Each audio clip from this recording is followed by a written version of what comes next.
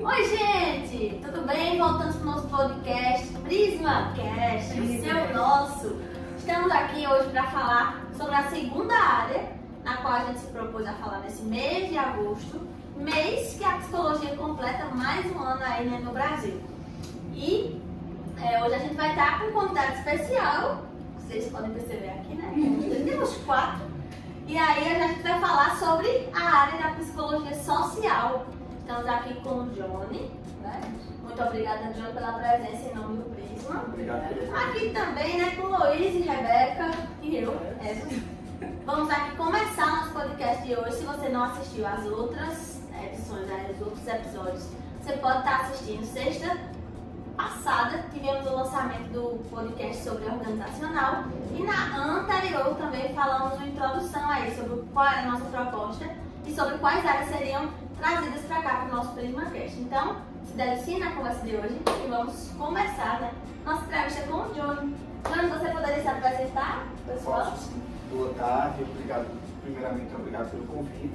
Meu nome é Johnny Von, sou psicólogo formado há 12 anos, da primeira turma da FAVIP, e a gente começou meio que desbravando aqui o espaço, né, o terreno do local. E aí eu comecei trabalhando na clínica, depois fui trabalhar dando aula, depois comecei a trabalhar no CRAS, dei consultoria em uma empresa, depois voltei para ficar só no social, né, no CRAS, e agora acordei no CRAS aqui em Caruaru e estou trabalhando também numa clínica de reabilitação para químicos. E também voltei a dar aula. Ou seja, vamos falar sobre tudo. Hoje é sua conversa social. Se a gente pensar dessa forma, o social é um apanhado de várias dessas coisas que você falou, né? Isso. No seu caso, você vai falar aí o que é que o psicólogo social de fato foca, né? O que é que faz o psicólogo social? Eu queria trazer logo uma diferenciação do psicólogo social e o psicólogo social comunitário, né?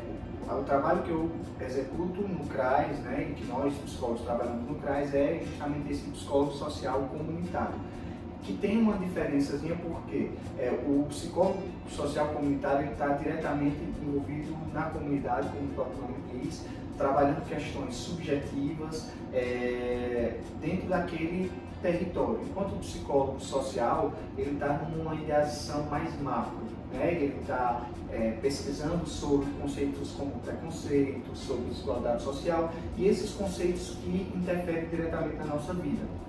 E aí ele também está elaborando políticas públicas numa questão mais macro, né?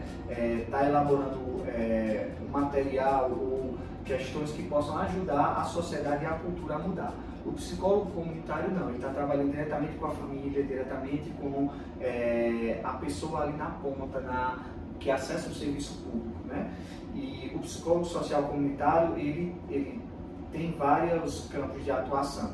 Eu trabalho dentro do CRAS, né, dentro da política pública de assistência social e mesmo assim dentro do serviço público mesmo, né? Porque o SUAS, que é o Sistema Único de Assistência Social, ele pode ser ofertado por ONGs, pode ser ofertado por instituições de longa permanência, mas o serviço que eu trabalho é justamente no CRAS. E aí a gente trabalha com essas questões de quais são os entraves que as pessoas têm para poder ter uma superação de suas vulnerabilidades, né? A gente chama de vulnerabilidade ou fragilidade, como é mais comum, essas dificuldades que as pessoas têm de sair de uma condição de não alcançar plenamente seus direitos, né? Então a pessoa tem direito à moradia, direito à renda, direito à educação, à saúde, à alimentação, ao trabalho. Então tem um leque de direitos que nós temos, porém boa parte da população não consegue acessar esses direitos, porque tem aí vários fatores que contribuem, mas o psicólogo em si,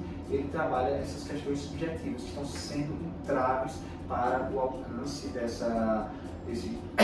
direitos. Legal. Esse trabalho que tu fala assim, com geral, porque tu sou comunitária, né? Comunitária. Então como diretamente assim falando, o psicólogo social ele trabalha essas questões de que forma, assim, como é que ele leva para a sociedade isso aí? Isso, perfeito. Na assistência social, eu digo que é um lugar que nós temos bastante criatividade para desenvolver, né? Imagina! Pois é. Tem que ser. Tem que ser. A gente, obviamente, antes de poder atuar, a gente vai fazer um diagnóstico, né, para ver qual é a situação daquela família, qual é a situação daquele território, né, daquela comunidade. E a partir daí a gente vai pensar numa intervenção que faça sentido para aquela família, para superar aquela dificuldade. Então, nós temos algumas ferramentas, né, alguns serviços que nos apoiam, como por exemplo o serviço de convivência e fortalecimento de vínculos.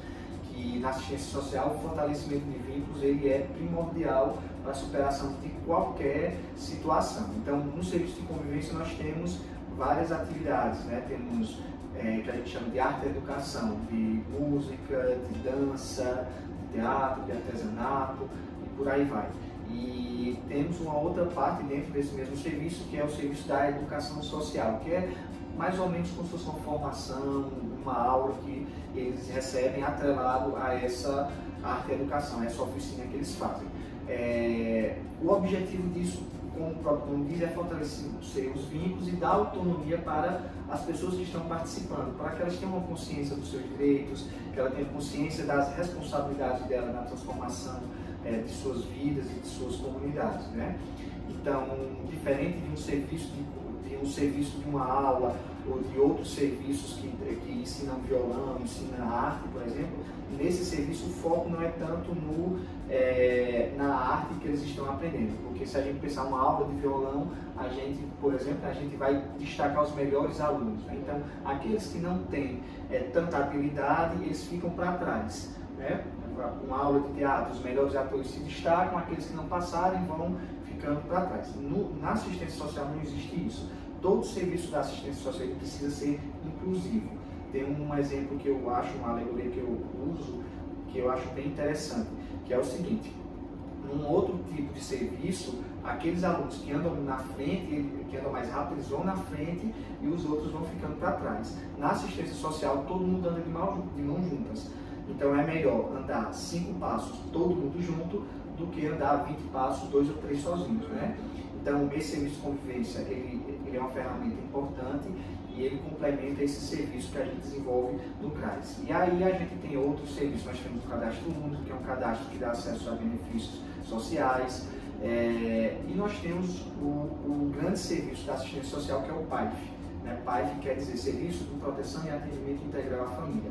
Nesse serviço, o psicólogo ele desenvolve ou de forma individual ou de forma grupal, e aí é onde está a criatividade que ele pode desenvolver. Ele vai pensar em intervenções, seja palestras, seja cursos, seja rodas de diálogos, seja encaminhamentos para outros serviços, seja intervenções pontuais, mas que a gente consiga naquele momento que a família se perceba nas suas limitações, que ela consiga se fortalecer enquanto família, se fortalecer enquanto comunidade e aí superar as suas dificuldades. E as dificuldades são várias, né? Dificuldade de renda, dificuldade de acesso a serviços, dificuldade de relacionamentos mesmo, né? E aí cada família é muito única, cada comunidade é muito única e a gente vai olhar para poder pensar uma intervenção. Que importante, né? Eu tinha uma ideia de psicologia social muito voltada para a ideia da comunidade, na verdade. Isso. Mas que legal ver isso no psicólogo, né? Viu isso no parte da faculdade, mas na prática você está mostrando coisas totalmente assim, até divergentes, né? Da forma de agir realmente. Elas são complementares, mas na prática, né, elas são bem distintas. Muita gente traz muito como se fosse um trabalho burocrático só, social, né? Fica lá, papelada, não sei o quê, né? Porque o povo é do CRAS e tal. Mas você está trazendo uma parte muito, que eu particularmente gosto muito, né, da psicologia, é de botar essa criatividade em jogo para trazer essa intervenção social, literalmente. Isso, exatamente. Uma outra pergunta quais as maiores dificuldades que tu já encontrou, né? Nesse tempo, 12 anos de formado, né? Atuando em vários ambientes, mas na psicologia social. Na assistência social do zero, né? Eu vou para um campo, vou para outro, mas sempre estou na assistência social, né? Os outros é que complementam, a assistência social está sempre no centro. Eu acho que a maior dificuldade é a questão de recursos, né? A nossa política de assistência social como um todo, ela é muito marginalizada. Ela fica sempre com a sobra do recurso. Não existe um piso constitucional que diga, olha, 1% é tanto vai para assistência social, não existe qualquer parâmetro para que a gente tenha uma segurança de trabalhar na assistência social. E aí os gestores eles vão se virando como podem, né? Tem nesses últimos anos, por exemplo, um recurso que a gente diz federalizado, porque o governo federal é que seria responsável por repassar esses recursos, ele está há muitos anos sem repassar, ou então quando repassa com cortes. E aí muitos municípios estão se virando como podem. Então, o município que tem uma arrecadação melhor, custeia, né? Se o próprio prefeito achar que deve, porque tem isso, o prefeito precisa ser sensível a isso. Então a gente sofre muito com essa inconstância de recursos, né? Então a gente tem época que vem mais recursos, tem época que vem menos, tem época que o recurso vem bem direcionado, então a gente não pode usar para outros fins, e eu acredito que esse é o principal problema da assistência social. E isso repercute diretamente no atendimento do profissional. Quando eu comecei a trabalhar, em 2010, um psicólogo na assistência social ganhava, em média, o equivalente a 3 salários mínimos, de 2 a 3, né, dependendo do município. E aí tinha ainda se achava que era pouco, e aí os gestores dos municípios tinham esse acordo entre si, dizia assim, olha, 2 salários, 3 salários é muito pouco, um profissional que fez um curso superior, vamos diminuir a carga horária para que você possa trabalhar em 2 municípios, e aí você conseguia ter esse vínculo em 2 municípios, e aí conseguia ter essa média de 5 salários mínimos, sabe? E aí aconteceu que o tempo foi passando, não houve reajustes salariais. Na maioria dos municípios, hoje não se ganha mais do que R$ 1.500, R$ 1.600, ou seja, um salário e meio. Aliás, não chega nem a R$ 1,5, né? E para completar a carga horária, está aumentando. O município outro vai aumentar a carga horária, ou seja, o psicólogo que trabalha no serviço de assistência social, no serviço público como um todo, ele tem o seu salário reduzido. E a gente vê isso repercutir diretamente no serviço, porque o profissional, ele não tem estímulo nem recurso para investir. Eu lembro que quando eu comecei a fazer, eu queria fazer uma pós em assistência social, que era lá em João Pessoa. Então, o salário dava para você ir para João Pessoa, pagar um curso, voltar e comprar um material, porque era um curso muito bom e voltado para assistência social. Hoje em dia já não daria mais, né? Então, isso também faz com que muitos profissionais passem para a assistência social e não queiram ficar. Eles passam, fazem daqui um momento, e aí a gente sofre com essa rotatividade de profissional. Então, quando eu estou aprendendo, eu vou embora, né? E aí, qual o estímulo que eu tenho para ler, para estudar, para comprar livros, né? Eu estava numa feira de livros e vi um livro sobre assistência social que era R$200. Aí teve um colega que disse, a gente vai comprar um livro de R$200 para trabalhar na assistência social. E é isso. Então, você se sente desestimulado, então tem rotatividade profissional e está tudo atrelado à questão de recursos, né? Eu acho que esse são os 2 grandes desafios, as 2 grandes dificuldades.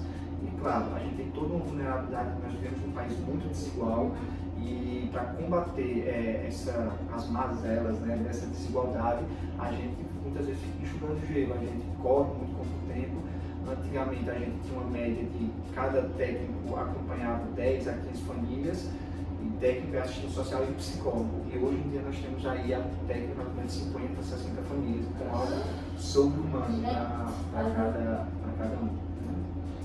É isso aí. Identifiquei.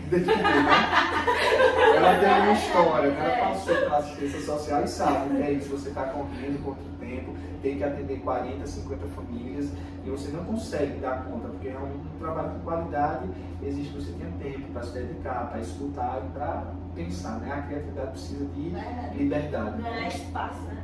Fora que as 40, 50 famílias são famílias que você acompanha mesmo.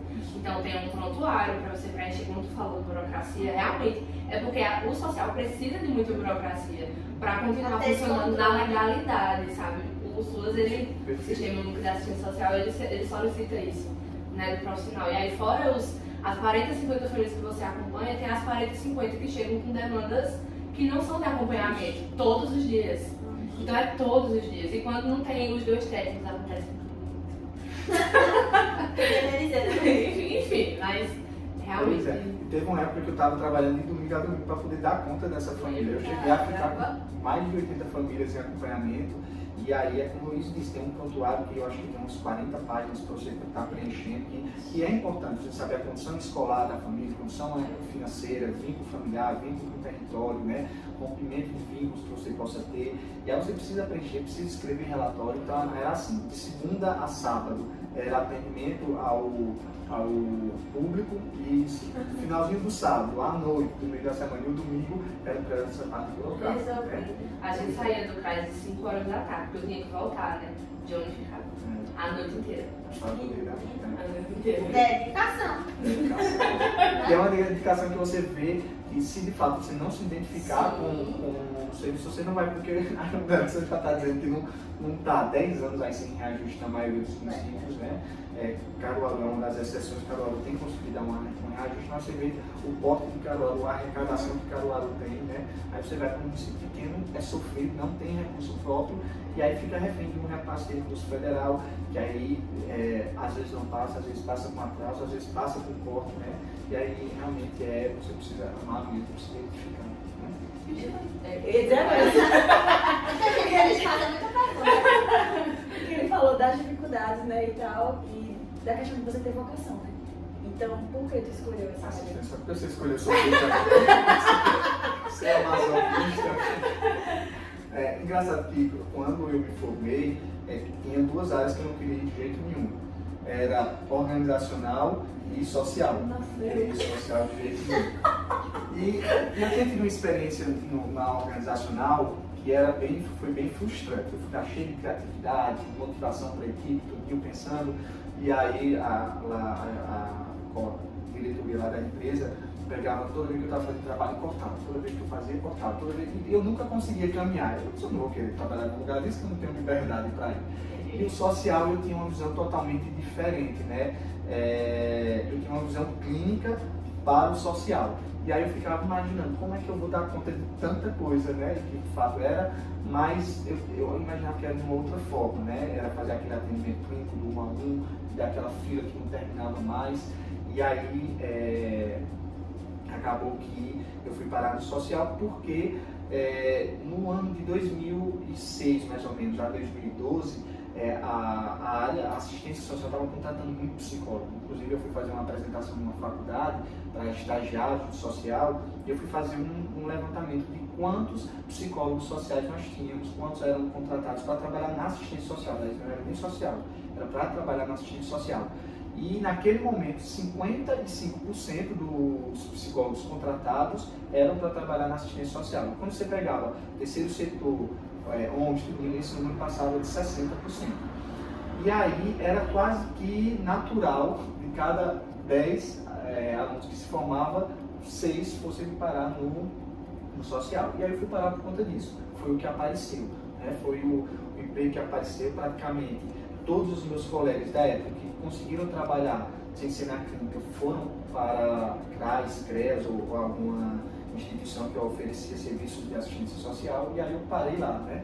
Só que aí quando você para, que você vai encontrando, né? Eu peguei uma situação logo no início de uma família que era muito desafiadora, porque parecia que não tinha solução. E a gente trabalhou pesado, assistente social e eu da época, a gente trabalhou muito. E foi uma transformação na vida da família, das crianças, da mãe, do marido. Você via a olhos largos, né, de que aquela família mudou. E aí você se encanta quando você vê toda essa mudança que foi possível acontecer naquela família. E aí você vai lendo, vai vendo as possibilidades, e aí você se encanta e acaba ficando, né, ficando mesmo. E aí teve uma pesquisa de um professor da FAVIP, que estava fazendo mestrado em psicologia social, e aí eu estava pesquisando os psicólogos sociais se você se via trabalhando naquela 10, 15, 20 anos na assistência social. E aí quando ele me entrevistou, eu disse assim, olha, eu me vejo. Agora, eu não me vejo com esse salário até o final da vida, né? Eu preciso de um complemento, se eu conseguir ter uma outra forma de renda, eu quero continuar na assistência social por esta vida, porque de fato eu me encantei, eu me apaixonei e acho muito bacana as possibilidades de você ver a vida das pessoas mudarem, né? E eu acho que em nenhum lugar isso é tão verdade quanto na assistência social, né? É por isso que eu me apaixonei e fiquei. É que é muito visível, né? É, A vulnerabilidade é muito grande. Aí quando você vê a evolução acontecendo, as pessoas saindo, isso. mesmo que minimamente, desse lugar de vulnerabilidade. E é impressionante quando você vê uma estrutura, realmente. E a gente sofre muito isso, porque eu trabalho no município de pequeno porte.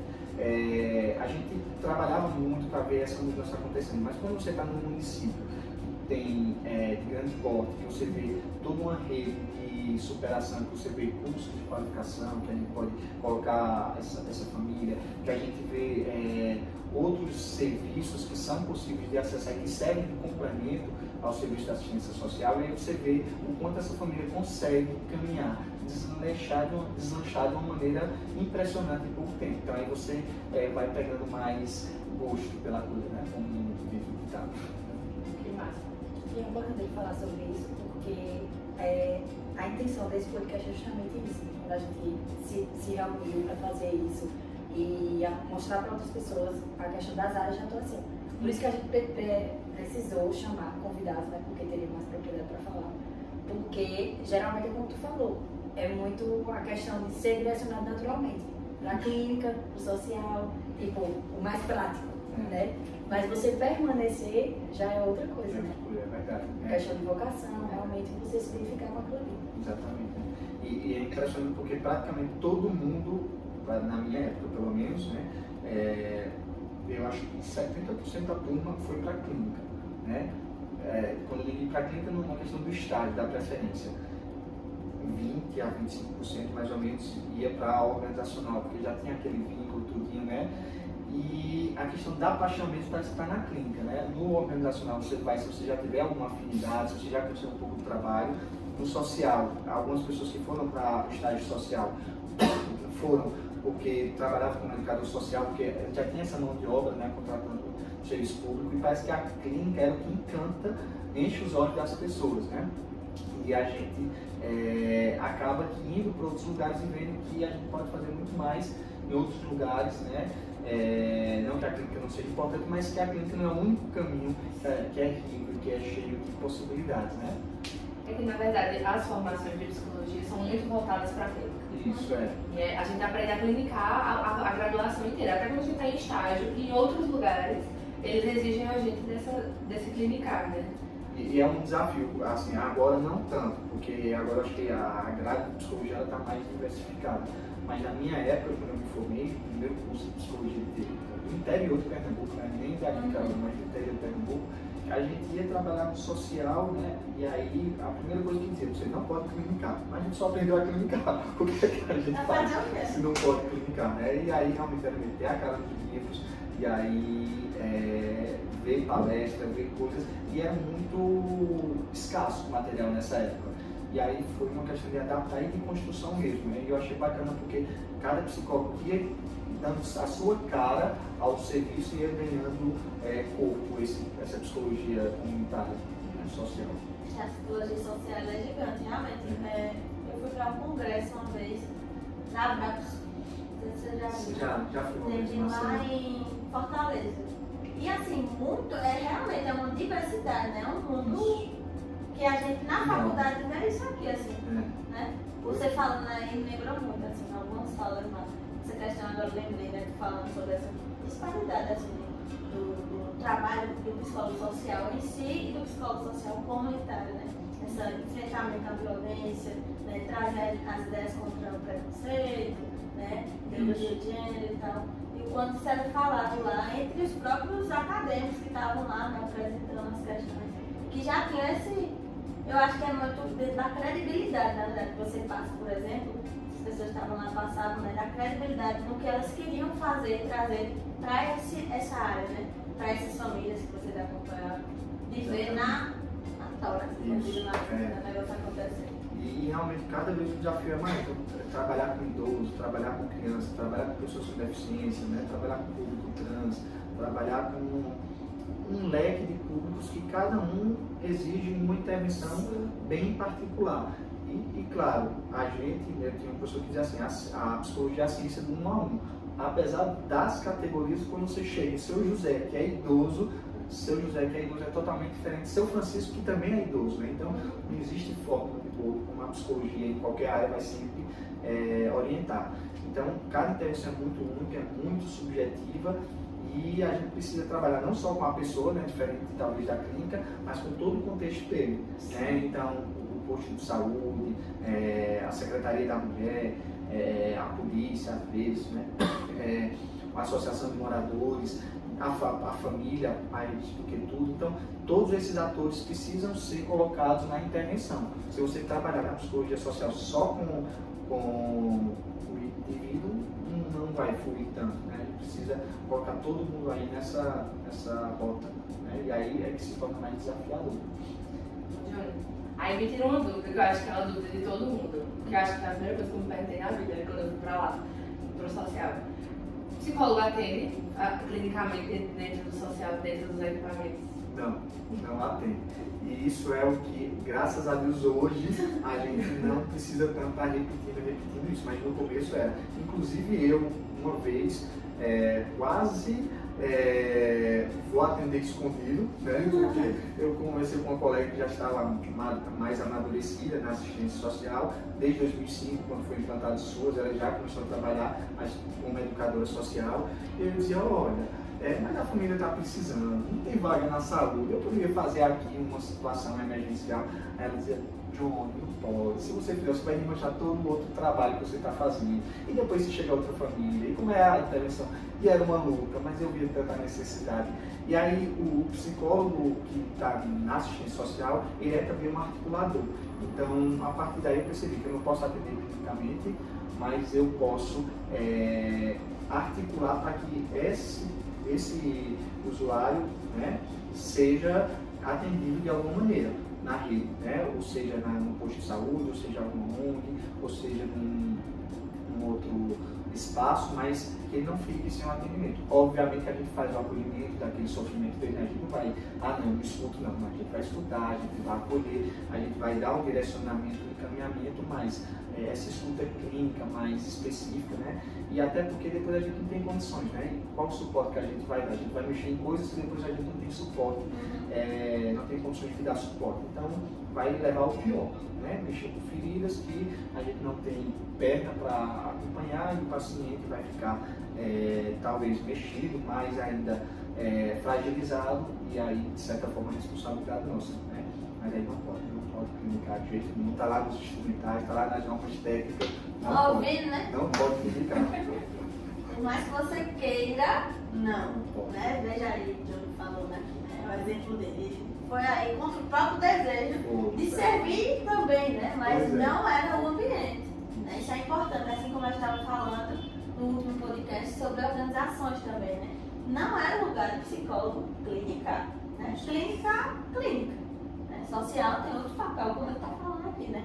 Vejo muito, tu falando assim, vem à minha mente uma pessoa fazendo crochê, né?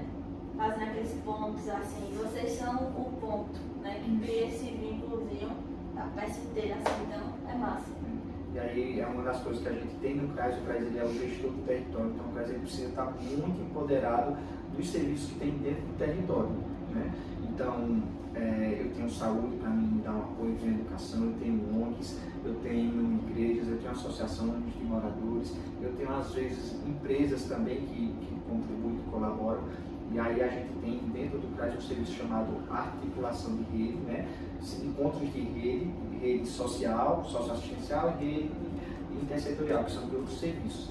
E o CRAS tem meio que essa obrigação, né? Está preconizado nos nossos instrumentais de fazer essa costura mesmo, fazer esse TA, né, de ligar os serviços, fazer essa articulação, porque sozinho a gente não consegue dar conta de tudo.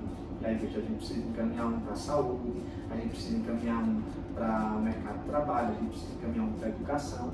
E se você achar que você sozinho vai dar conta, vai acabar que a família vai ficar desprotegida e vai ficar com os seus direitos muitas vezes violados, né? Então é muito importante que essa articulação, eu tenho um primo que trabalha no Conselho Tutelar e ele dizia assim para mim, olha, a assistência social é um serviço meio, não é fim. Então o fim é a saúde, o fim é a educação, né? Então eu facilito para que a família, que a criança esteja na escola. O que está faltando, está passando fome, por isso não vai, então a gente garante benefício eventual para que a família não deixe de levar a criança por conta da insegurança alimentar. Mas resolvido aquele problema, não continua mais com a assistência social. O objetivo é a educação. Então, a assistência social a gente tem também que entender que é um serviço que o ideal é que as pessoas não estejam, né? Mas se está, é para que a gente resolva e saia o mais rápido possível, né? E aí a educação, a saúde e tantos outros serviços é para a criança e o adulto ou o idoso de fato permanecer. Muito bom. Vocês têm mais alguma questão? Era só uma perguntinha. Vou lembrar. Como? Sim, qual é a diferença do trabalho do assistente social para o do psicólogo? Nesse lugar, né? Nesse lugar, isso. A grosso modo parece ser o mesmo trabalho, né? Os dois são chamados de técnicos, os dois técnicos social, né? Os dois têm as mesmas prerrogativas, né? As mesmas atribuições, aliás, só que quando você vai ver o olhar ele é diferente, né? Então, eu chego para uma família que está em iminência de ter seus direitos violados. O assistente social vai trabalhar essa questão de garantia de direitos, de acessos a benefícios sociais, tudo. O olhar do psicólogo ele é um olhar mais subjetivo, né? Então, por exemplo, se eu pego duas famílias e essas duas famílias não estão acessando a educação, não estão acessando a outros direitos que ele tem, a emprego e renda, e aí eu vejo que o que está faltando ali são questões subjetivas, o que é que está faltando para aquela família, porque a família tem tudo que precisa tem em mãos, mas não consegue acessar aquele serviço. Então, talvez o que esteja faltando é uma questão de vínculo, é uma questão de mais subjetiva, emocional, de saúde mental, que precisa de um olhar mais atento para o setor de saúde mental do município. Então, o olhar do psicólogo é um olhar mais subjetivo, né? O trabalho do psicólogo é subjetivo, enquanto o do serviço social é um mais material, mais concreto, né? Então, é uma garantia de um benefício, é uma garantia de uma documentação civil, uma lei especificamente que ele não está tendo acesso, que aquela lei pode protegê-lo. Então, eles vão trabalhar nessa sintonia.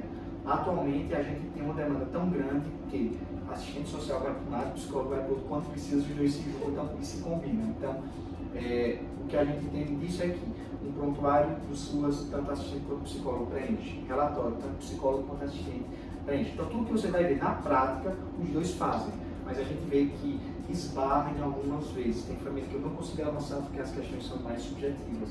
Tem situações que eu não consigo avançar porque as situações são mais legais, são mais de entendimento mesmo da lei.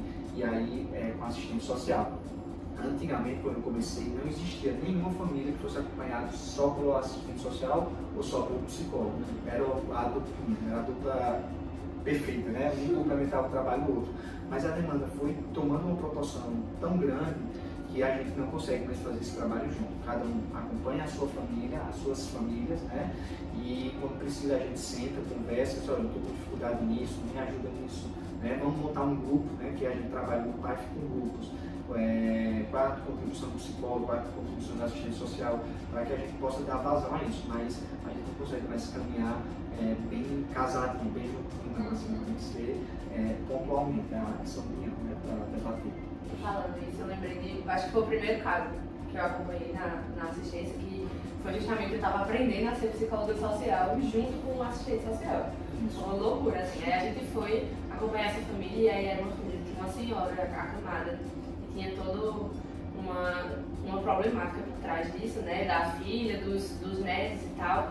E aí a gente entrou, e quando a gente entrou, ela viu, né, a assistente social que estava comigo, inclusive maravilhosa, ela conseguiu identificar a falta de documento, a vulnerabilidade, a falta de benefício eventual e tal, e tudo isso. E aí na hora que ela estava lá vendo tudo isso, eu percebi uma violência psicológica, eu vi violência física, eu consegui ver conversando com a senhora sobre o dia a dia dela.